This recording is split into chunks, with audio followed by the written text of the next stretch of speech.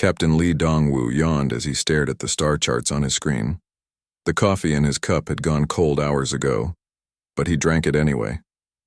Space travel was mostly boring, and today felt like any other day. His ship, the Soul's Pride, was carrying supplies to a mining colony called New Busan. It was a simple job that paid well enough to keep his small crew happy. The Soul's Pride was not a beautiful ship. It was built for work, not for looks. The hull was scratched and dented from years of hauling cargo through space. The engines made strange noises that worried passengers, but never bothered the crew. They knew every sound their ship made, and they trusted her to get them where they needed to go. Lee walked through the narrow hallways to check on his crew. In the engine room, he found Park Soo-jin with her hands deep inside a control panel. Wires hung everywhere, and the smell of hot metal filled the air. Soo-jin was the best engineer Lee had ever worked with. She could fix anything with spare parts and determination. "How are we doing, Soo-jin?" Lee asked. She looked up, oil smeared across her cheek. "The engines are running fine, Captain. But I still think we need new parts when we reach New Busan. These old systems won't last forever." Lee nodded. "Add it to the list. We'll see what we can afford after this job." In the navigation room, Kim Tae-ho was studying star maps with the focus of a student before an exam. He was the youngest member of the crew, but Lee trusted his skills completely. Tae-ho had saved them from trouble more than once with his quick thinking and steady hands. "Any problems with our route?" Lee asked. "No, sir," Tae-ho replied without looking up. "We should reach New Busan in 3 days if we keep this speed. The path is clear, and no storms are predicted." Dr. Choi Mi-ra was in the medical bay organizing supplies. She served as both doctor and scientist for the crew. Her small medical station was always perfectly organized. Unlike the rest of the ship, Mi-ra believed that a clean workspace meant a clear mind. "Everyone healthy?" Lee asked as he entered. "Jae-sung has a small cut on his hand from working on the cargo bay doors, but nothing serious," she said. "I've told him to be more careful, but you know how he is." Lee smiled. Han Jae-sung was their pilot, and the most reckless member of the Yo crew. He treated flying like an art form and took risks that made the others nervous. But when they needed someone to get them out of trouble, Jae-sung was the best pilot in known space. Lee found Jae-sung in the pilot's chair, feet up on the control panel, reading an old magazine. "Anything interesting happening out there?" Lee asked. "Just stars and empty space, Captain. Same as always." Jae-sung stretched and looked at the main screen. "Though I did pick up some chatter on the emergency channels. Sounds like there might be pirate activity in the next system over." "Pirates?" Lee frowned. "Are we going through that area?" "No, sir, we're taking the safe route around it. The HFY system has been quiet for months." Lee relaxed. The last thing they needed was trouble with pirates. The Soul's Pride carried defensive weapons, but they were meant to scare off small threats, not fight real battles. They were cargo haulers, not warriors. 2 hours later, everything changed. The ship's communication system crackled to life with a weak signal. At first, it sounded like static, but then Tae-ho managed to clear it up. A voice came through speaking in the clicking language of the Veltari, a warrior species known throughout the galaxy for their honor and fighting skills. "This is the Veltari vessel Crimson Talon. We are under attack by Zeph pirates. Our engines are damaged and we cannot escape.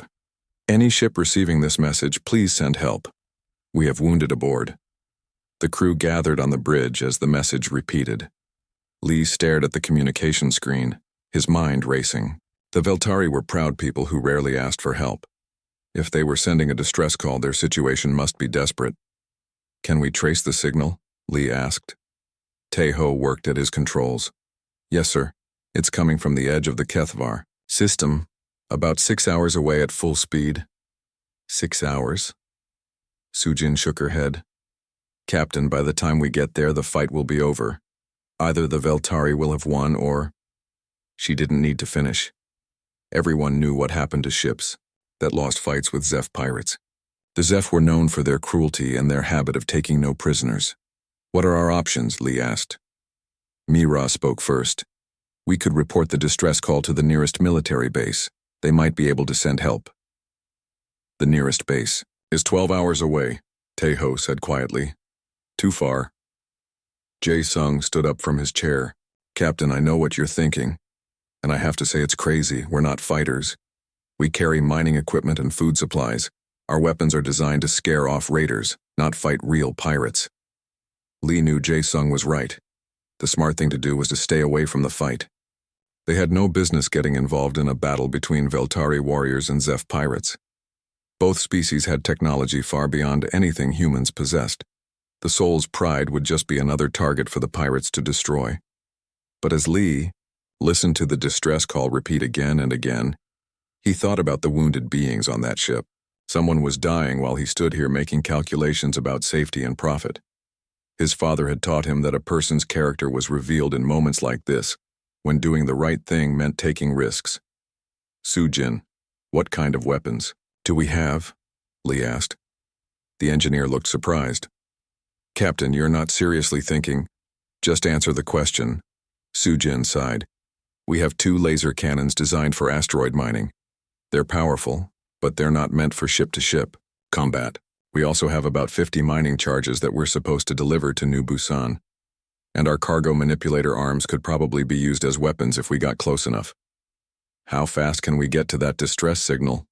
Lee asked Taeho. If I push the engines, maybe 4.5 hours, but Captain, Lee held up his hand. I know it's dangerous, I know we're not equipped for this kind of fight, but someone is asking for help and we're the only ones close enough to provide it. The crew exchanged worried looks. They had been together for 3 years and they trusted their captain's judgment. But this seemed like suicide. Captain, Mira said carefully, even if we reach them in time, what can we actually do? We're one cargo ship against who knows how many pirate vessels. Lee looked at each of his crew members. These people had become his family over the years. He had no right to risk their lives for strangers, but he also knew that he couldn't live with himself if he turned away from people in need. I won't order anyone to come with me, Lee said. If anyone wants to leave the ship at the next station, I'll understand, but I'm going to try to help those people. Jae-sung was the first to speak. Well, Captain, you'll need someone to fly this old bucket. Might as well be me. Sujin nodded. Someone has to keep the engines running while Jae-sung does his crazy flying. Taeho smiled nervously. And someone needs to plot a course that doesn't get us all killed. Mira was quiet for a moment, then said, I suppose someone should be ready to treat wounds when this is over. Lee felt pride swell in his chest. His crew was willing to follow him into an impossible situation because they trusted him and because they knew it was the right thing to do. Taeho, set course for the Kethvar system, maximum speed. Yes, sir. Sujin, I want you to check every system on this ship. If we're going into a fight, I want to know exactly what we have to work with. Already on it, Captain. Jae-sung, start thinking about how to use a cargo hauler in combat. Get creative. The pilot grinned. Now that sounds like fun. As the Soul's Pride changed course toward the distress signal, Lee wondered if he was making the biggest mistake of his life.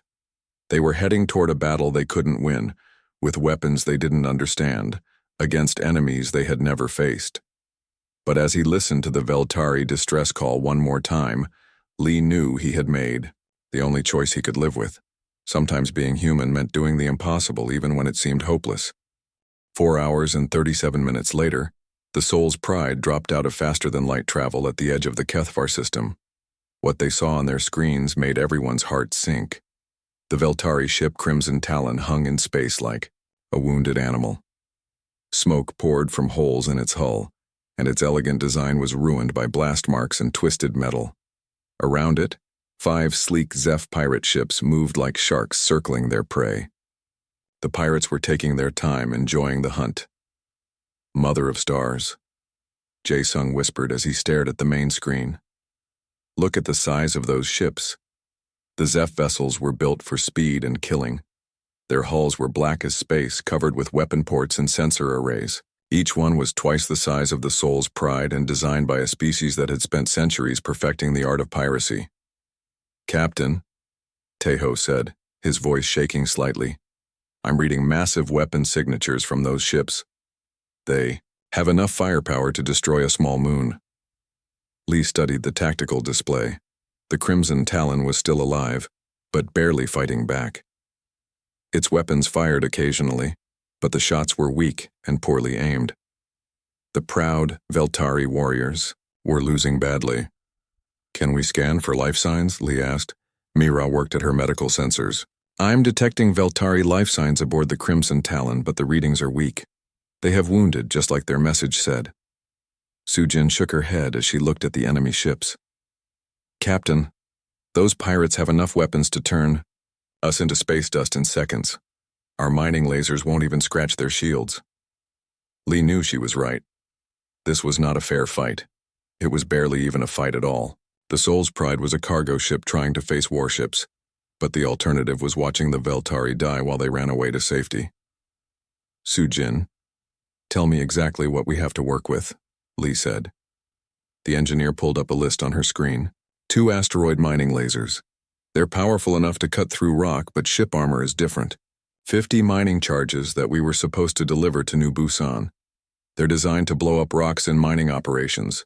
And our cargo manipulator arms, which are really just giant mechanical hands for moving heavy things.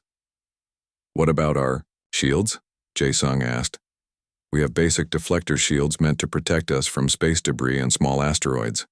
They won't stop real weapons for more than a few seconds." Lee stared at the tactical display, thinking hard.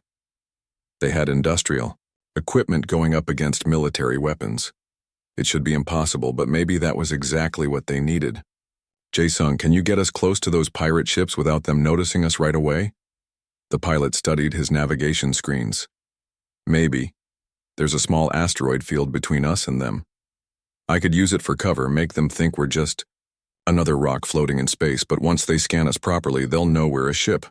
How long would that give us? Maybe 10 minutes if we're lucky, 5 if we're not." "Tae-ho, what's the range on our mining lasers?" The navigator checked his instruments. "Close range only, Captain. We'd need to be almost touching them to do any real damage." Lee felt a crazy idea forming in his mind. It was dangerous and probably impossible, but it might be their only chance. "Here's what we're going to do," Lee said. "Jae-sung, take us into that asteroid field. Hide us among the rocks. Sujin, I want you to modify our mining charges. Can you set them to explode on remote command?" Sujin's eyes widened. "You want to use them as mines?" "Captain, actually that might work, but I'll need time to rewire them." "How much time?" 20 minutes, maybe 30. "You have 15. Mira, I need you to scan those pirate ships. Find their weak points. Every ship has them." Mira nodded and began working at her medical scanners. She had never used them to study enemy ships before, but the principles were the same as examining a patient. The Soul's Pride moved slowly into the asteroid field. Jae-sung flew carefully between the floating rocks, using their bulk to hide the ship's energy signature. On their screens, they could see the pirate ships continuing their attack on the Crimson Talon. "They're not paying attention to us yet," Tae-ho reported, "but I don't think the Veltari ship can take much more damage." Sujin was working frantically in the cargo bay, pulling apart mining charges and rewiring their control systems. The charges were simple devices designed to be set off by timer or remote signal, but she was modifying them to explode when they detected nearby ships, turning them into space mines. "Captain," she called over the comm system, "I'm changing the charges, so they'll stick to enemy hulls using magnetic clamps. When a ship gets close, boom." "Perfect. How many can you modify?" "I've got 20 done already, working on more." Mira was having her own success with the medical scanners. "Captain, I found something interesting. The Zeph ships have a weak spot near their engine sections. Their armor is thinner there, probably for heat venting. Our mining lasers might actually be able to cut through." "Excellent work, everyone. Jae-sung, are they still ignoring us?" "So far, Captain, but one of their ships is starting to turn this way. I think they might be getting suspicious." Lee watched the tactical display as one of the pirate ships began moving toward their position.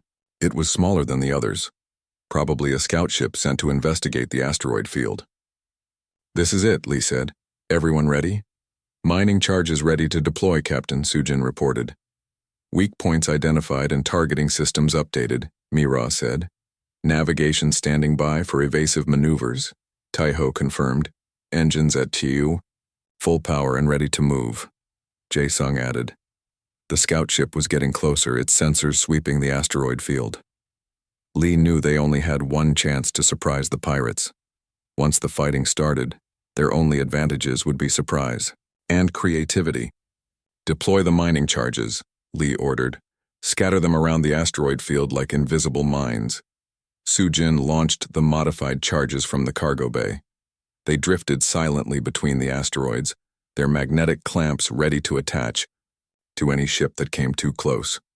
The scout ship was almost on top of them when its sensors finally detected the Soul's Pride, hiding behind a large asteroid. Enemy ship identified, came a harsh voice over the communication system, speaking in broken galactic common. Human cargo vessel, surrender now or be destroyed. Lee grabbed the communication controls. This is Captain Lee Dong-woo of the Soul's Pride. We're just a cargo ship. We don't want any trouble. The pirate laughed, a sound like metal scraping against metal. Humans, weak species. Your ship will make good salvage after we kill you. The scout ship moved closer, and suddenly one of Soo-jin's mining charges attached itself to the pirate's hull. The explosion was massive, ripping a hole in the ship's side and sending it spinning out of control. What was that? The pirate screamed over the radio. What did you do? But Lee wasn't listening. Jae-sung, get us out of here. Head straight for the main pirate formation. Captain, that's suicide. Trust me. Soo-jin, prepare to deploy more charges. Mira, target those weak spots you found. The Soul's Pride burst out of the asteroid field at full speed, heading directly toward the 4 remaining pirate ships. The pirates were so surprised by this insane attack that they hesitated for several precious seconds. Impossible, one of them said over the radio. The humans are attacking us? Jae-sung flew the cargo ship like a fighter, weaving between laser, blasts, and missile attacks. The Soul's Pride was not built for this kind of flying, but somehow it held together as Jae-sung performed maneuvers that should have torn the ship apart. Deploying charges, Soo-jin announced as more mining explosives shot out from the cargo bay. This time she aimed them directly at the pirate ships. 2 of the charges found their targets, exploding against the hulls of different pirate vessels. The explosions created holes in their armor, exposing vital systems to the vacuum of space. Now, Mira, Lee shouted, target those weak spots. The Soul's Pride's mining lasers fired, cutting through the damaged armor like hot knives through butter. One pirate ship lost its engines and began spinning helplessly. Another lost its weapon systems and could only drift in space. But the remaining pirates were recovering from their surprise. They began coordinating their attacks, trying to surround the human ship. Captain, Taeho called out, they're trying to box us in. We can't fight all of them at once. Lee looked at the tactical display. 2 pirate ships were still fully operational, and they were moving to trap the Soul's Pride between them. The cargo ship had done amazing damage, but it couldn't last much longer against coordinated attacks. Soo-jin, how many charges do we have left? 10, Captain, but I'm not sure they'll be enough. They'll have to be. Jae-sung, I need you to do something crazy. The pilot grinned, despite the danger. Captain, everything we've done today has been crazy. What do you have in mind? Lee pointed at the largest pirate ship, a massive vessel that was moving to block their escape route. I want you to ram that ship. Everyone on the bridge stared at him in shock. Captain, Mira said carefully, that would destroy both ships. We'd all die. Lee shook his head. Not if we do it right. Soo-jin, can you eject all our remaining charges at once and detonate them between us and that ship just before we hit? Soo-jin thought for a moment, then smiled. You want to use the explosion as a cushion. The blast wave might protect us from the worst of the impact. The Soul's Pride drifted in space, smoke coming from several holes in its hull. Warning lights flashed red throughout the ship, and the engines made strange grinding noises that worried everyone. But they were alive, which was more than anyone had expected when the battle started. Captain Lee looked at the damage reports on his screen and winced. Their ship needed major repairs before it could travel safely again. Life support systems were failing. The main engines were barely working, and half their electronics had been fried by the explosions. "Sujin, how bad is it?" Lee asked. The engineer was covered in oil and soot from crawling through damaged systems. "Captain, it's a miracle we're still breathing. The hull is cracked in 12 places. Our primary power system is running on backup generators, and I'm not sure the engines will hold together long enough to get us to the nearest station." Through the main viewing screen, they could see the 5 disabled Zeph pirate ships floating helplessly in space. The largest one was completely destroyed, torn apart by the massive explosion. The others were badly damaged, their crews either dead or unconscious. "Mira, what about casualties?" Lee asked. Dr. Choi Mira was treating a cut on Tai-Ho's forehead from when he had been thrown against his navigation console during the ramming attack. Jae-sung has a broken rib. Tai-Ho has this head wound, and Soo-jin has burns on her hands from the electrical fires, but we're all alive. The communication system buzzed with an incoming message from the Veltari ship. Commander Veltar's voice came through clearly, though he sounded confused and amazed. "Captain Lee, our ship is damaged but operational. We are preparing to board the pirate vessels and secure any survivors. But first we must ask, how did you achieve this victory? Our tactical computers cannot explain what we witnessed." Lee wasn't sure how to answer. They hadn't used any special tactics or advanced technology. They had just improvised with whatever they had available, making desperate choices in an impossible situation. "We used mining charges as explosive devices and targeted the weak points in their armor," Lee said. "Our engineer modified our equipment to work as weapons." There was a long pause before Commander Veltar responded. "Captain, the Zeph pirates you defeated have been terrorizing this sector for over a year. 3 Veltari battle groups have tried to stop them and failed. How did 5 humans in a cargo ship succeed where our warriors could not?" Lee looked around at his crew. They were all listening to the conversation, and they looked just as confused as he felt. They had done what seemed necessary at the time, but now that it was over, even they couldn't quite believe what had happened. "I honestly don't know, Commander," Lee said. "We just did our best with what we had." "Your best," Commander Veltar repeated slowly. "Yes, I am beginning to understand. Captain Lee, by our laws and traditions, you and your crew have earned great honor today. We formally request permission to escort your ship to the nearest station for repairs."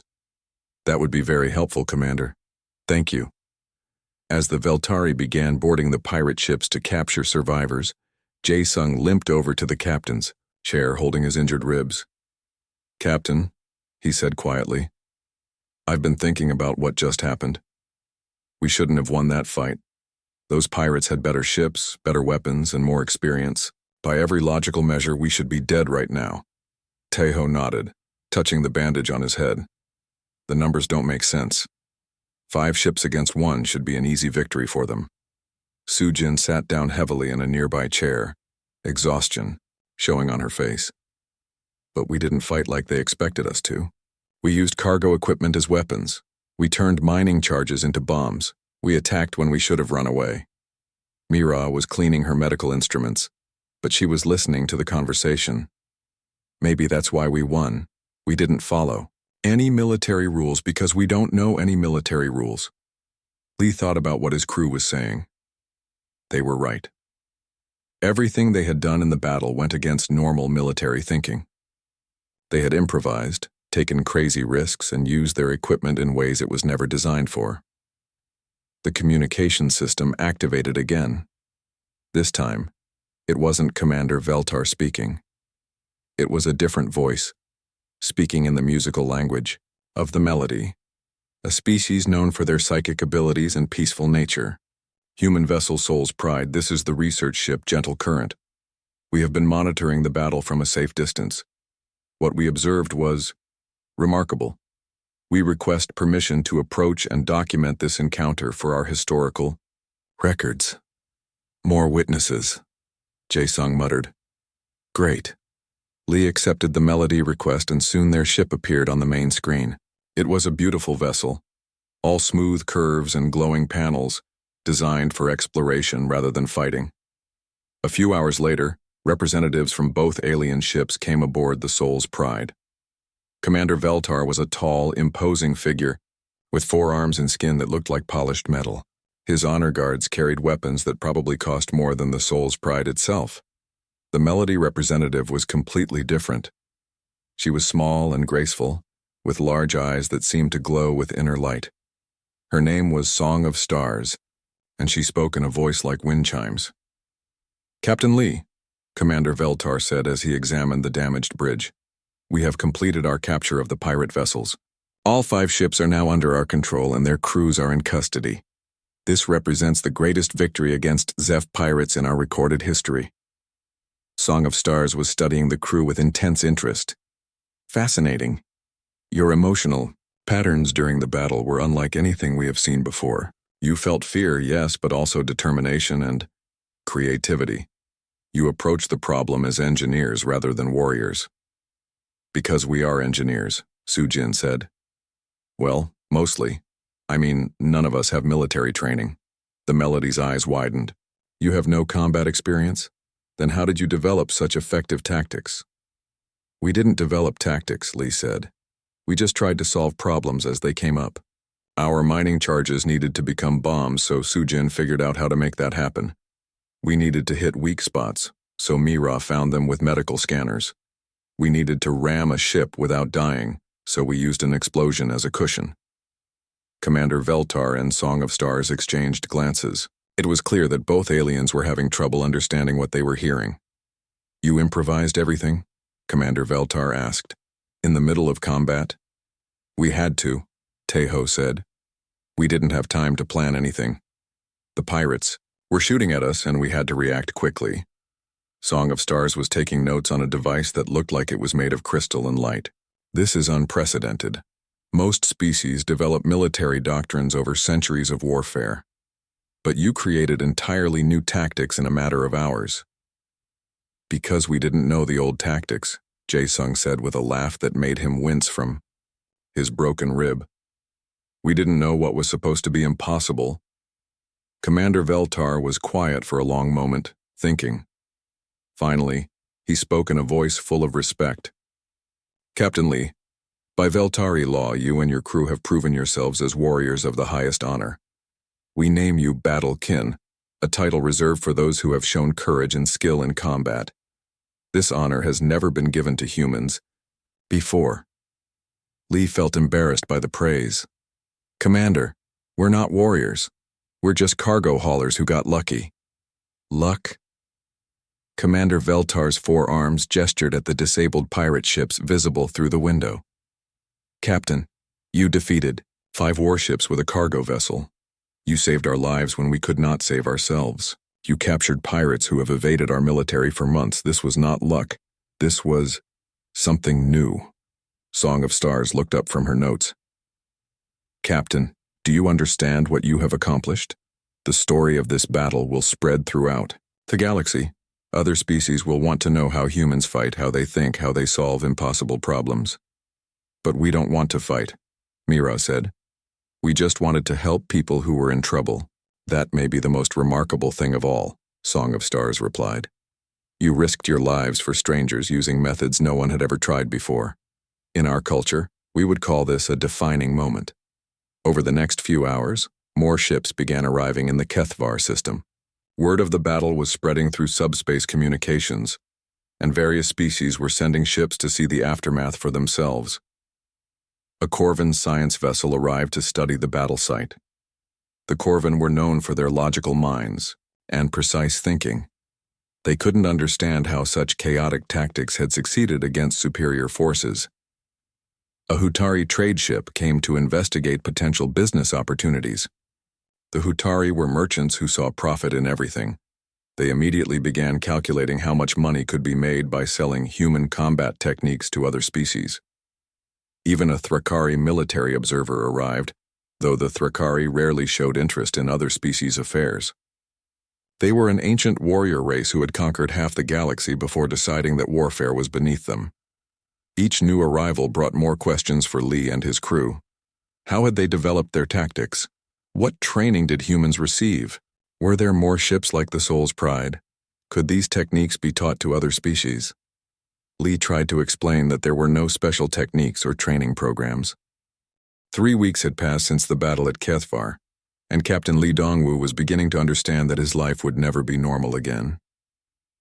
The Soul's Pride sat in dock at Kepler Station, undergoing repairs that should have been finished days ago. But every time the work crews tried to focus on fixing the ship, someone new arrived wanting to study the legendary human vessel. Lee walked through the station corridors trying to avoid the crowds of aliens who seemed to follow him everywhere. Word of the battle had spread across the galaxy faster than he could have imagined. The story grew with each telling, until some versions claimed that a single human ship had destroyed an entire pirate fleet without taking any damage. "Captain Lee," called a voice behind him. Lee turned to see a Hutari merchant approaching with a bright smile and arms full of contracts. "Perfect timing. I represent the Galactic Entertainment Network, and we want to make a holofilm about your amazing victory. The preliminary offer is quite generous." Lee shook his head. "Not interested, thank you. But Captain, this could make you rich. The whole galaxy wants to know about human combat techniques. We could license your story to military academies, sell training programs, maybe even start a line of Soul's Pride merchandise." I said no thank you. Lee walked away quickly, leaving the disappointed merchant behind. This happened dozens of times each day. Merchants wanted to profit from their story. Military officers wanted to learn their tactics. Scientists wanted to study their methods. Reporters wanted exclusive interviews. Lee just wanted to deliver his cargo and get back to the peaceful life of a cargo hauler. He found his crew in the station's cantina, surrounded by a crowd of alien admirers. Sujin was explaining to a group of Corvin engineers how she had modified the mining charges, while Mira was showing Melody researchers how medical scanners could be used for tactical analysis. Tae-ho was demonstrating his navigation techniques to a crowd of young alien pilots, and Jae-sung was entertaining a table full of warriors with increasingly exaggerated stories about their ramming attack. "And then," Jae-sung was saying with dramatic gestures, "I flew our ship directly at their biggest warship while Captain Lee counted down the seconds until impact. At the last possible moment, Sujin detonated our mining charges, creating a massive explosion that..." Lee sat down at their table, interrupting the story. "Jae-sung, you're making it sound more exciting than it actually was." "Captain," said a Veltari officer who had been listening, "Commander Veltar told us you would be here. I am Captain Vorneth of the battlecruiser Iron Fang. I wanted to personally thank you for your service to our people." More Veltari warriors approached, bowing formally to Lee and his crew. The other aliens in the cantina watched with amazement. The Veltari were known for their pride and rarely showed respect to other species. "Your victory has brought great honor to your species," Captain Vorneth continued. "The Veltari High Command has voted to offer humanity a formal military alliance. We would be proud to fight alongside warriors of your caliber." Lee felt uncomfortable with the title of warrior. "Captain, we appreciate the honor, but we're not soldiers, we're cargo haulers." "Cargo haulers who defeated 5 warships," Vorneth replied. "In our culture, actions matter more than titles. You have proven yourselves in battle." A new voice joined the conversation. "The Veltari are not the only ones who have taken notice." Lee turned to see a tall, elegant figure approaching their table.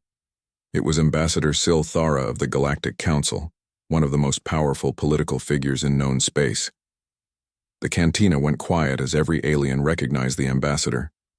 Sil Thara was a member of the Ethereal, an ancient species that rarely involved themselves in the affairs of younger civilizations. "Captain Lee," the ambassador said, in a voice like distant music, "I bring greetings from the Galactic Council. Your actions at Kethvar have been officially recorded in our archives as a significant military achievement. The Council wishes to offer humanity full membership in the Galactic Trade Alliance." Lee nearly choked on his drink. Full membership in the Trade Alliance was something Earth's government had been requesting for decades. Most species had to wait centuries for that honor. "But Ambassador," Lee said, "we're just one ship crew. We don't represent all of humanity." "On the contrary, Captain, your crew has demonstrated qualities that suggest humanity as a whole possesses remarkable potential. Your ability to improvise, adapt, and succeed against overwhelming odds indicates that humans could be valuable allies to established civilizations." Su-Jin leaned forward, curious despite herself. What exactly would this membership include? Ambassador Silthara smiled, an expression that seemed to glow with inner light. Trading rights throughout Council space, access to advanced technologies, protection under galactic law, and perhaps most importantly, recognition as a major spacefaring civilization rather than a minor developing species.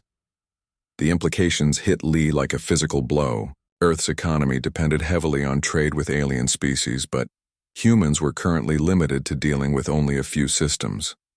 Full Trade Alliance membership would open up thousands of new markets and opportunities. I would need to discuss this with Earth's government, Lee said carefully. Of course, but Captain, you should know that your actions have already influenced Council policy regarding humanity. The vote for membership was unanimous, something that has not happened in over 2 centuries. As Ambassador Silthara departed, the cantina erupted in excited conversation. Everyone wanted to talk to the humans who had apparently changed their species' destiny in a single battle. But Lee felt overwhelmed by the responsibility. He had never wanted to be a diplomat or a representative of humanity. He just wanted to haul cargo and pay his bills. Captain, Tejo said quietly, I've been monitoring galactic news feeds. Our story is everywhere. Some of the reports are interesting. He activated a small holographic display that showed news broadcasts from across the galaxy. Lee watched in amazement as reporters from dozens of species discussed the human tactical revolution and the innovative cargo ship combat doctrine. One Corvan analyst was explaining to viewers, human military thinking appears to be fundamentally different from established galactic norms. Where other species rely on proven strategies and superior firepower, humans seem to emphasize creativity and resource adaptation. A Thrakari military expert added, the implications are significant. If all human vessels can be converted to effective combat units using basic modifications, then humanity's potential military strength may be far greater than anyone realized. A Melody philosopher offered a different perspective. What we witnessed was not just tactical innovation, but a demonstration of the human capacity for compassion. They risked their lives for strangers, asking nothing in return. This suggests that humanity could become a stabilizing moral force in galactic affairs. Mira shook her head in disbelief. They're making us sound like some kind of superspecies. We're not special. We just did what anyone would do in that situation. But that's exactly the point, said a new voice. They turned to see Song of Stars, the Melody researcher who had interviewed them after the battle. What you consider normal behavior is actually quite remarkable when compared to galactic norms. She sat down at their table, her luminous eyes studying each crew member. Most species follow predictable patterns when faced with impossible situations.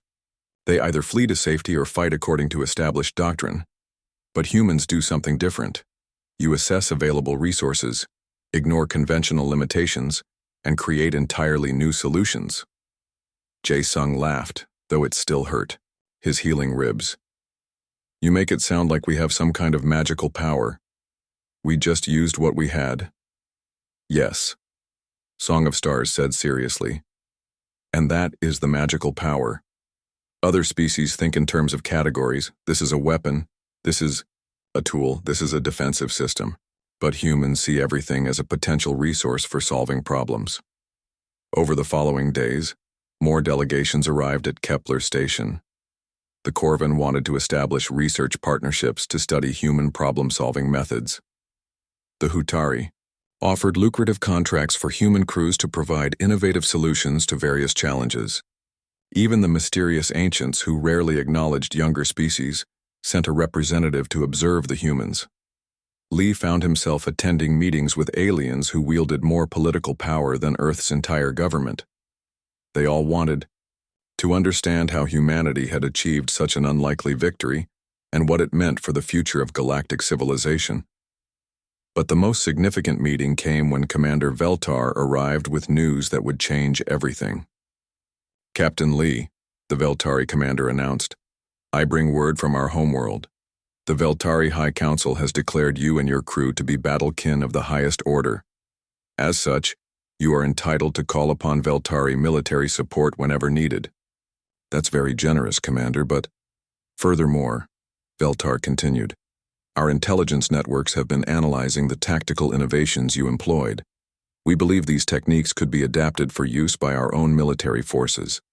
We formally request permission to establish a joint training program with human crews. Lee looked around the meeting room at the assembled alien representatives. 6 months after the battle at Kethvar, Captain Lee Dongwu stood in the command center of humanity's newest space station, looking out at a sight that still amazed him. Dozens of ships from across the galaxy moved through the busy traffic lanes around New Harmony Station, the first major human facility to be built outside Earth's solar system. The station had been constructed in record time, funded by trade agreements that Earth's government could barely keep up with processing. What had started as a simple cargo delivery had somehow transformed into humanity becoming one of the most sought-after species in galactic civilization. Lee wore a new uniform now, though he still felt uncomfortable with the title, Admiral, that came with it. Earth's government had created the Rapid Response Fleet based on the Soul's Pride model, and somehow Lee had become its commanding officer. His old crew served as instructors, teaching other humans the techniques they had invented during their desperate battle. Sujin walked up to join him at the observation window. She wore the insignia of chief engineer for the entire station, a promotion she had accepted reluctantly. The new ships are almost ready for their first missions, Captain.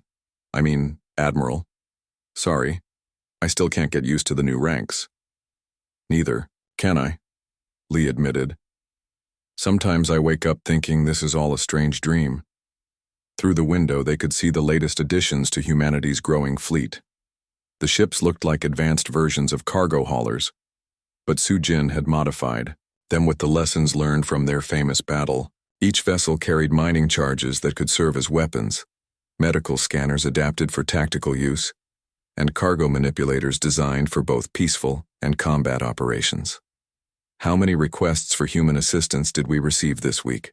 Lee asked. 47, Sujin replied. The Corvin want help solving a logistics problem that their computers can't handle. The Melody need advice on adapting their exploration techniques for dangerous regions. Even the Thrakari asked if we could review their military training programs. It was still hard for Lee to believe. 6 months ago, humanity had been considered a minor species, barely worth noticing in galactic politics. Now, every major civilization wanted to work with humans, not because of superior technology or military strength, but because of something much more valuable, the ability to solve impossible problems. The communication system activated with an incoming message from Earth. President Chen's image appeared on the main screen, looking tired, but pleased. Admiral. Lee, I have news from the Galactic Council meeting. The vote was unanimous. Humanity has been granted full membership status along with permanent seats on the Security and Trade Committees. We're now officially recognized as a major galactic civilization. Lee felt a mixture of pride and responsibility. That's wonderful news, President Chen. What are our immediate obligations? Actually, that's why I'm calling. We've received a request for assistance that might interest you. The Alterian system is facing a crisis that their military can't solve. Pirates have blockaded their main trade routes using tactics that conventional forces can't counter. They specifically requested human expertise. Sujin raised an eyebrow. More pirates? Haven't they learned their lesson from what happened to the Zeph? President Chen smiled. Apparently not. These are Krex raiders, a different species entirely. They use advanced stealth technology and hit-and-run tactics that have frustrated Alterian defenses for months. The Galactic Council has asked if we would be willing to help. Lee thought about it. The old Lee would have said no, preferring to stick to safe cargo runs. But the past 6 months had taught him that sometimes the most important work came from helping others in desperate situations. What kind of support would we have? Lee asked. Full Galactic Council backing. The Veltari have offered to provide escort ships, and the Corvin want to send a science vessel to document your methods. The Melody are providing diplomatic support, and even the Thrakari are interested in observing human tactics. Sounds like we're becoming a traveling show, Sujin muttered. But Lee was already making plans. President Chen, we'll need to take a small fleet. The Soul's Pride and 3 of the new modified cargo vessels should be enough. If these pirates are using stealth technology, we'll need to be creative. After the communication ended, Li called his old crew together for a planning meeting. They gathered in the same conference room where alien ambassadors had first offered humanity galactic membership, but now it felt like home. Mira had been promoted to Chief Medical Officer for the fleet, and she brought tactical analysis reports that showed how effective their medical scanning techniques had become. The Krex Raiders use ships that can bend light around themselves, making them almost invisible to standard sensors. But I think our medical scanners might be able to detect them by looking for life signs instead of ship signatures. Teho, now Director of Navigation for the Rapid Response Fleet, had studied the Alterian system extensively. The pirates are using asteroid fields to hide their bases, then striking at cargo ships when they're most vulnerable.